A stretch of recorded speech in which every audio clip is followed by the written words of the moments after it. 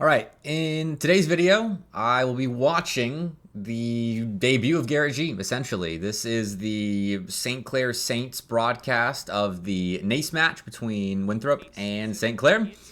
And so we get to watch the long-awaited debut of GarrettG in this Winthrop lineup. And it's a little bit scuffed, this broadcast. So nameplates are gone for at least the full first game, but we make do here.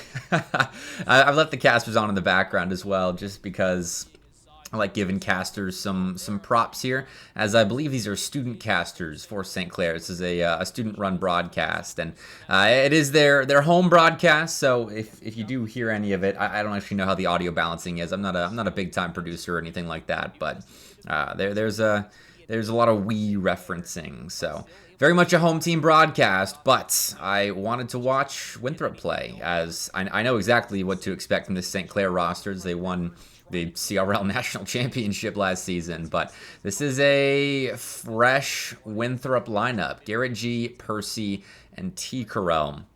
And also, my two videos where I name dropped Kernovi and Nolly in the titles have done very well relative to how my videos normally do. So I'm gonna keep name dropping RLCS pros in order to get good views, because that's what the entirety of CRL is doing this season. I'll probably end up doing Hoxer and Andy next, and then we'll see where I go from there. But that's the way it goes right now.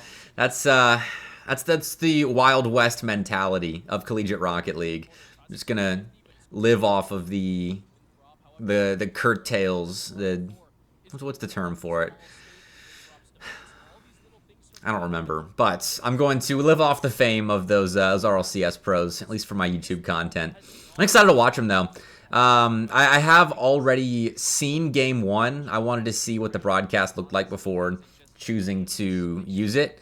And so I've got some prepared comments, as this game starts with so much St. Clair pressure. It's actually insane. They spend basically the first 2 minutes in offense, and finally we see Winthrop get out, and immediately they're back to playing defense. So it's a really good start for the Saints. But this counterattack is what flips the game right there. Like that could have easily been a dominant Game 1 for St. Clair. Instead, though, T. Carell and whoever cleared the ball down, I don't have nameplates, I don't remember. Whoever got that skim out of the defensive corner and cleared it all the way down and then set up that counterattack, that could have saved Game 1 for Winthrop here. And that's the kind of team that they're going to be. I mean, I had them, I think, 6th in my power rankings. So this is a top 6 matchup. And that's also a really nice read by Percy.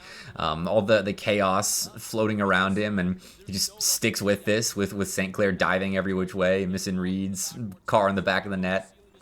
So I think Bongo's Arju also. I can't confirm because I wasn't paying enough attention to the stat plates, and don't have nameplates. But the casters get really excited about that kickoff goal that almost goes in, which is really funny. That's one of those casting quirks that you can kind of use to tell how much experience a Rocket League caster has if they're getting really excited about a slow rolling ball like that before it actually goes in. But these guys just weren't bad. They weren't bad. I enjoy the student-run productions like this. I think it's really good to get them experience, like in all esports. And I think if you want to be a famous Rocket League caster, get really good at Rocket League commentary. But at the same time, it's extremely helpful to learn other games. You learn how to work with different types of casters. You learn how to kind of work different parts of your caster brain. Timer's going off. It's a big night for me. I'm running admin work for the Southeastern Esports League and Northeastern Esports League this week. For those that don't know, those are regional leagues that I am the director of league operations for, which basically just means I'm a big hotshot consultant for the league and interact with it a lot. Do casting for it too. We're starting our seasons. Everyone's kind of starting their season this week, as NECC is beginning this week, and the PCL, the Play Versus Collegiate League, is starting this week. NACE already started last week. This is what this is. But running admin work for them, which I don't usually do. We've got a guy that does it. His name's Fred, and he normally does all the admin work, back end stuff on League OS. But he is on his honeymoon right now. That's where I was this weekend. I mentioned that on my video on Friday. I was at Fred's wedding. So if you know Fred, I said it last time, but congratulate him. He is a married man now. It's a very nice ceremony. Very nice. So I had a nice weekend off, which is why I went so many days without doing a commentary video. I'm trying to do as many of these as I can in a row, like daily. I'll have my podcast upload days, the Collegiate Exclusive Podcast, which go follow us on Spotify, Collegiate Exclusive, and my show match of the week video. It was Kennesaw State versus St. Edwards. It was the show match of the week last week. I'll probably do replay review from my show match of the week pretty frequently, these commentary videos, because I gotta find my sources of getting replays. So we're watching a stream right now. As Winthrop, for as much defense as they played in the first minute of this game, credit to them for changing things up. And I mean, I don't know what field domination ends at. We'll see if they have some post-match stats. Anything? Nope. We get some nice St. Clair cam though. I like that. St. Clair's got really good production quality. Although I wish they had stats and nameplates. But we got them now. And now we can't confirm if RG was bongo. I missed it. Moving too quickly around. I think it is, though. But still a really good game from Winthrop. And it's so funny to me because people keep calling GarrettG a retired RLCS pro, which is super amusing considering he hasn't yet missed a season of the RLCS. After retiring, he just did content teams and was still a top 8 player in North America. Or on a top 8 team, I should say. Top 8 player does not mean what I meant it to mean there. So, that's funny to me. But I think it's cool. Obviously, he's not playing for a signed org, and I get there's a difference, but he's still competing near the top of North American RLCS, which is pretty dope. And there is more that goes into playing professionally than just placing in RLCS events. Like, you gotta scrim, you gotta grind, but I was doing that for Collegiate, so I suppose there's an argument to be made on both sides, which is so funny to me. So funny. Like, he retires, but is still actively competing. Like, I don't know. Imagine a professional sports athlete. Like imagine LeBron retires tomorrow and then is still like playing in G League games. It'd be crazy. Great viewership for the G League though. But all right, let's lock back into the gameplay because that is kind of what I wanted to focus on today. Because I wanted to make these videos to do commentary on stuff. Ooh, third man dive. Let's watch that replay. That was rough. Bongo's getting harassed by Garrett here, who passes back to Percy. And okay. I'll forgive Sai there. That was not easy to read. Great pass by Percy and passing play by Percy and GarrettG. That was more of an outplay than a misplay. So Winthrop win game 1, and now score first in game 2. And I do know the result of this, but I'm going to try and stop giving away results before my replays and series are over. So I think that heightens the tension just a little bit. And we are going to watch the majority of this series. So I'll probably skip around a little bit in between games, especially because I don't want these videos to be too long. Well, I want them between like 10 and 20 minutes. I think I had a 22-minute one that Kennesaw State one with Kronovi, 22 minutes, but also it's choppy. Okay, Winthrop, 2-0 lead, 2 minutes and 15 seconds left, and they're just, I mean, they're beating St. Clair, playing a faster game than St. Clair is, and this is why Winthrop are a top 6 roster minimum right now. I had them 6 right now to be kind to the other top 5 teams. Like, I don't think, who did I have? I think it was Akron, Concord, St. Clair, Maryville, and Northwood. Those are my other 5. And I don't think any of those teams have done anything to get knocked below a new roster like Winthrop. So I want Winthrop to earn it. That's typically how I do preseason rankings. I want teams to earn their way up rather than knocking teams down just by default. So St. Clair nearly pulled together a pretty good comeback. A couple of good plays to get back in this. So now this is actually a really important stretch here. So Winthrop could go up 2-0 in this series. And this is a NACE match, so it's best of 5. And it's week 1 in their super conference, which we'll talk about results on Collegiate Exclusive. We're recording on Wednesday. It's Wednesday at 6:30 Eastern Time. Woo! Okay. St. Clair find a way back. Kickoff goal plus mechanical outplay. And Arju upfield being a nuisance. Got at least one demo there, I assume. I wasn't watching the scoreboard to see if it was actually him that got it, but there was someone respawning and he was sweeping the back line there.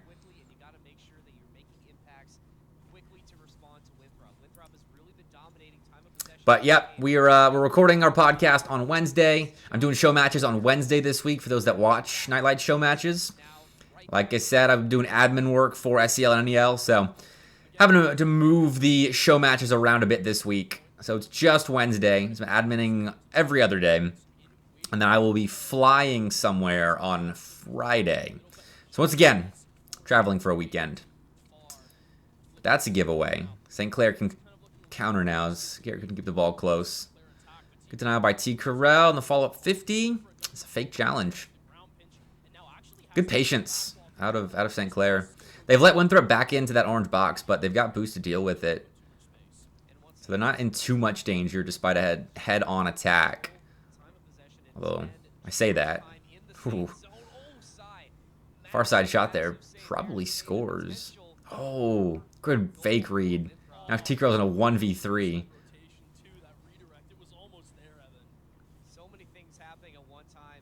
Yeah, for real. So many things happening at one time.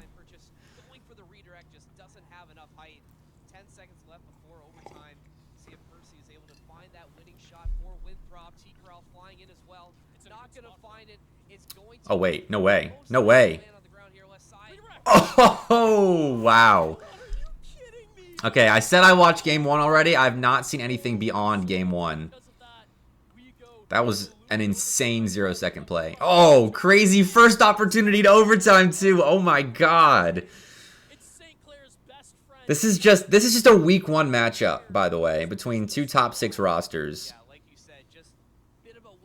Like, this is the sort of thing that should be streamed on NACE's main channel.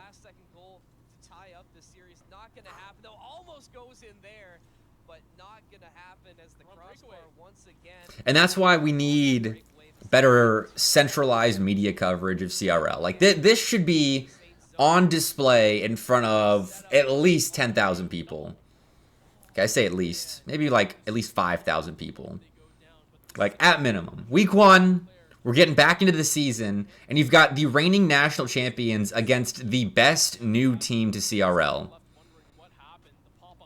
And no offense to the St. Clair broadcast, but you have to listen to student casters to get the content. That's why I hope we get to the point where we have centralized broadcast capabilities. No matter the league, no matter the tournament. It can be covered like ESPN.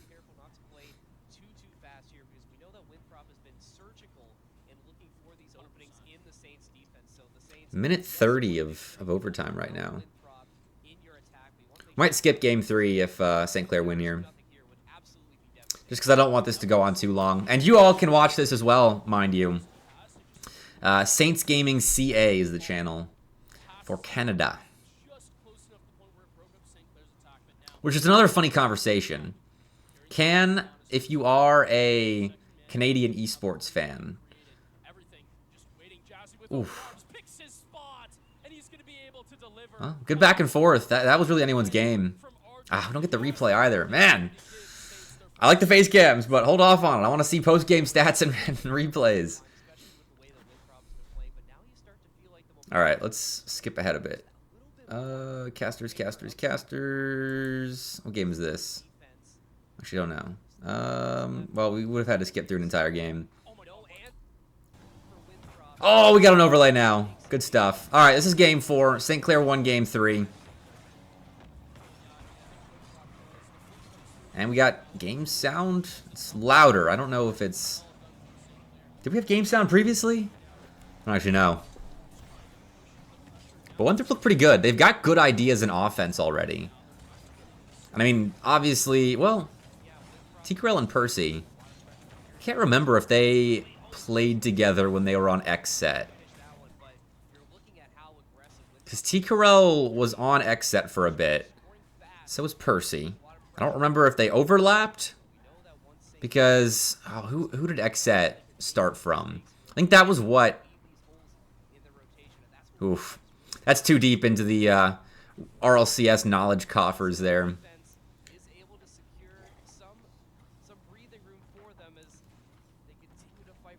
But this is such a good matchup. Both teams have such potent counterattacks. That's great shooting. And Winthrop had most of it covered, but rotating back. And Percy almost recovers to cover the near side. Oh, would have been great defense if he had been bumped into rotating back. But good counter by St. Clair. Aggressive cheat gives them some agency now in offense. Jazzy. That would have been a nice second goal to find, to double up.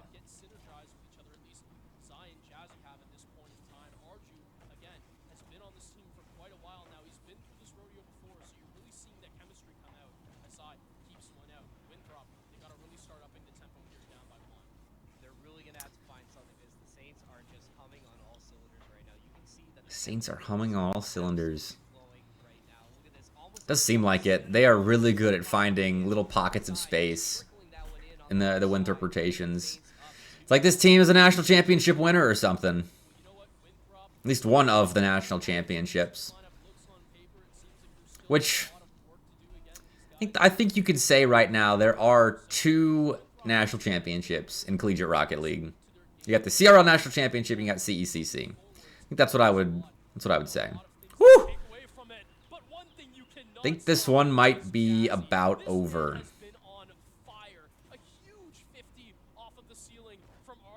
I cannot believe... There's no way. There's no way you planned for that. Wow. Which, I haven't even mentioned it yet. The CRL was announced for the fall this past Friday. I happened to be stopped at a gas station. Wow, Percy. I stopped at a gas station driving to the city where the wedding is, or was. And it got dropped right then. So I was able to put a tweet out. But I didn't look at the format until after the fact. And I'll probably put out a video that was solely meant to discuss the CRL format. But I've got some pretty mixed reviews on it. I like the fact that League Play is back. And I am a big fan of the 3v3 open tournaments. I think that makes up for the fact that the top of CRL is kind of gatekept by rosters like this. And that's only been exacerbated now by the fact that only the top 12 really get to play in CRL. So, big fan of the open 3v3 tournaments. But 12 teams is way too few rosters to be playing in League Play. Yeah, we've got the most stacked top 32 in the history of CRL, and we're limited to top 32 or top 12, which sucks. It sucks. Also, they went and scheduled the 3 major events on top of the 3 major LANs that are going on this fall. Like, you've got qualifiers 1 and 2 happening the same weekend of the Scenic City Invitational on that Sunday. And then the second one is the Saturday of the DreamHack Atlanta LAN. Which, I don't know. For one of the biggest critiques of the RLCS being its lack of LANs, and meaningful LAN tournaments. I cannot believe you're not paying attention to what major LANs are happening in the CRL scene. In your scene, you're running CRL to support. You have no idea when these two massive LANs are happening.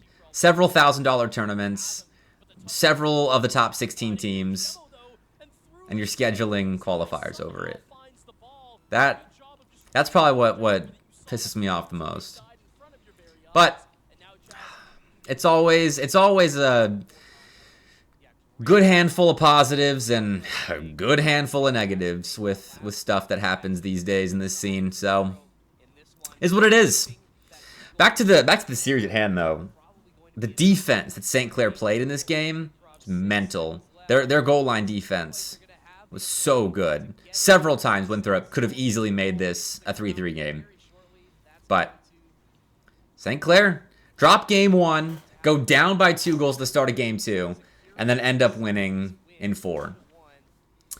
They're still good, but Winthrop did look extremely good as well. And that is why the top of CRL is so stacked and why we need more than 12 teams in CRL league play. But that's just my simple opinion. I'll have a more complicated one at a later date. If you enjoyed, like the video, subscribe to the channel. I'm going to keep posting as much as I can, so glad to be back. Shout out St. Clair for broadcasting this. Much appreciated, guys. Keep it up.